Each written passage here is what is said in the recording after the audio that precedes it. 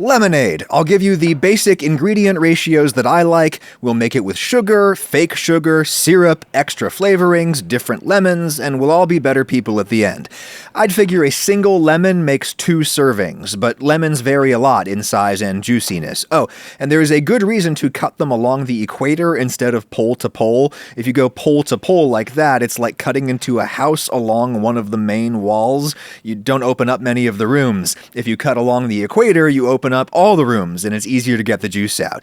Man, citrus reamers are just the best thing. Simple, cheap, small, and if you just lean into it, put your weight into it, and twist, it takes very little strength. The one thing is, you want to give it at least one last squeeze with your hand. There's usually a fair bit at the bottom of the tank, as it were.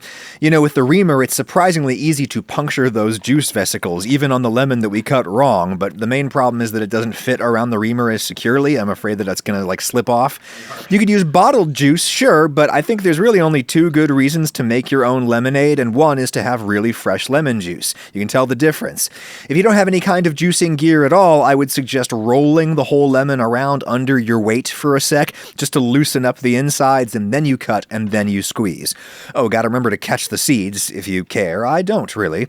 Another thing to consider is whether you want the flavorful zest. If you do, you want to shave that off before you cut and juice the lemon. It's much easier this way, less floppy and wet. We're going to use that later. If you don't want any pulp, now is a good time to send this through a mesh strainer, but I don't know about you, I've never said to myself, boy, I wish I had less fiber in my diet, so I'm putting this back in. I like the pulp. To be minimally lemonade, all we need is that, sugar, and water. And the basic proportions I like is 1 to 1 to 5 by volume. 5 parts water, 1 part granulated sugar, and 1 part lemon juice. I'm going to mix 2 portions in this pint glass. A quarter cup, 4 tablespoons of sugar. Castor sugar would be fine. Brits, it measures almost the same. Then we go in for an equal quarter cup of lemon juice, a quarter cup of water, and then a full cup of water, because it's 5 parts water, 5 quarter cups, right?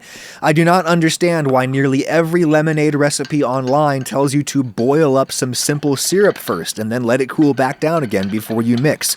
Water at refrigerator temperatures can dissolve well over its own weight in sucrose. All you have to do is stir it for a minute. Check for sugar crystals, still have some floating around. Stir for another 30 seconds. All I see now is pulp. We're done. Maybe if you make it with syrup, it's less likely to recrystallize later in the fridge. I don't know, but I've never had any problems with straight sugar crystallizing in the fridge, so whatever. This mix is actually a little too strong for me, but I pour it over a whole bunch of ice, and after a little ice has melted, it is the perfect strength for me. You need to find the perfect proportions for you. That is the second good reason to make your own lemonade.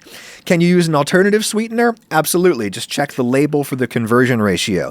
This stevia is 10 times as sweet as table sugar, so for 1 glass, I've got 2 tablespoons of lemon juice, a heaped half teaspoon of stevia, and a little more than half a cup of water. This stuff dissolves real easy in cold water, a bunch of ice to chill and dilute the mixture somewhat, and there we go. Not bad for almost 0 calories, just a slight weird aftertaste. Lauren is drinking the table sugar version, by the way. That's really good. This is less so. I mean, it still refreshes me almost as much as a night in my mattress from Helix Sleep, sponsor of this video. Their 4th of July sale is ongoing as of this posting. Helix is a company that makes really high-quality mattresses, like my spring and foam model here, customized for your specific size and shape and sleep needs, and then shipped to you in a box under compression. You break the vacuum seal and it poofs back to life. With it being July, I've been appreciating my Glaciotex cooling cover lately, and the mattress itself has been a godsend for my rapidly aging back. With my link in the description or QR code, you can still get in on the 4th of July sale. 30% off Luxe and Elite mattresses plus 2 free pillows, or 25% off site-wide. All mattresses have a 10-year warranty, financing and payment plans available, and you get a 100-night trial to make sure you love it. HelixSleep.com/Ragusia. Thank you, Helix. Okay, lemonade. Tons of recipes tell you to use simple syrup, which is just equal parts sugar and water brought to a quick boil. One advantage of syrup is that this is a great way to extract some supplemental flavors. Green cardamom pods, I'll smash some up. I love this flavor with citrus. I can throw those in early in the process, but with this lavender, I want to wait until I've turned off the heat, otherwise it just tastes kind of browned. Same deal with the lemon zest, wait until it has stopped bubbling to stir that in, and I wouldn't use too much zest. Lots of zest makes lemonade taste like melted lemon candy to me. It's not refreshing. While I wait, I'll pick off some lavender flowers. I'm not big on edible flowers, but when they're in my yard, I figure I might as well eat them. Strain out the syrup, and if you want to cool it down quickly without diluting it and throwing off your math, we'll try putting it in a bowl, ice cubes in the bowl, water to make contact between the ice and the glass, and just let the heat flow out. Stir for best results. For 1 glass, it's 2 tablespoons of lemon juice, 3 tablespoons of syrup, because you want 1.5 parts simple syrup, because syrup is diluted, it's less sweet. A little more than half a cup of water and a little pinch of salt really enhances any lemonade, by the way. Certainly one advantage of using a syrup is that this combines instantly, meaningfully faster in maybe a bar or restaurant setting, perhaps. Oh, I forgot about my lavender flowers, mostly for the thumbnail, if we're honest. Really nice, sophisticated flavor there. Seriously, go easy with the lemon zest, unless you want it to taste like a melted Jolly Rancher, which, hey, you do you. What if you want like berry lemonade? Honestly, you could just take 1 big strawberry per glass, chop it up fine to begin with, maybe grab a little sugar to act as an abrasive and to balance the extra tartness of a substandard berry, and then just grind that with the side of the knife. Do it with a food processor if you want it to be smoother.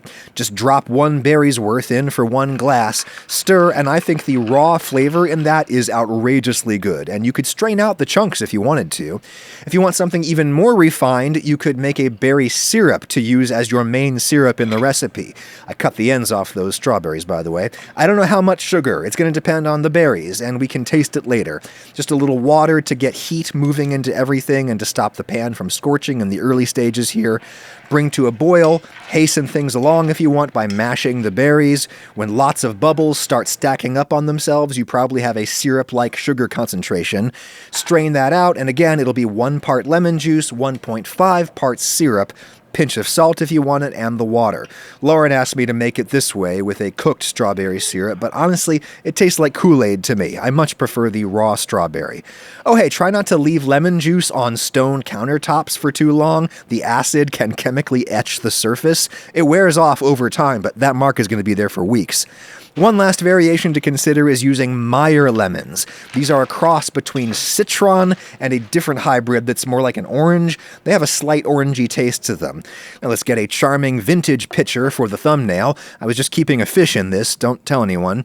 Meyer lemons are soft, and so they're really easy to squeeze by hand if you don't have any kind of juicer.